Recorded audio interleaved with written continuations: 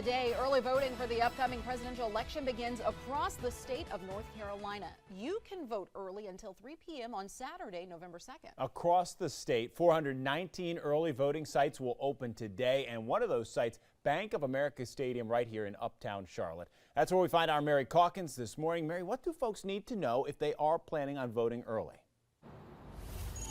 Yeah, absolutely, Alex and Naya. So the big thing here is if you plan to vote early in person, that means you can vote at any polling location in the county in which you are registered to vote. So for you Mecklenburg County voters, that means you may really enjoy the experience of coming here to Bank of America Stadium to cast your ballot.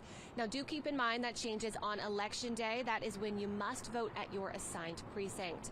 But if you plan to vote early, I do have some things you're going to want to know. So if you are not registered to vote yet, same-day registration is an option. You can register at the polling place and then vote immediately.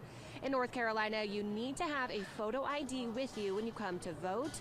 Keep in mind, the state says the busiest days for early voting are the first and the last days of the early voting period.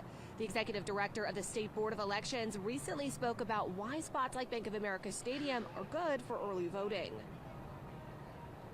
Early voting is the most popular voting method for North Carolinians. Early voting sites do require larger spaces, more amounts of parking, and things of that nature, just because of the volume of people that come out to use early voting as their voting method. And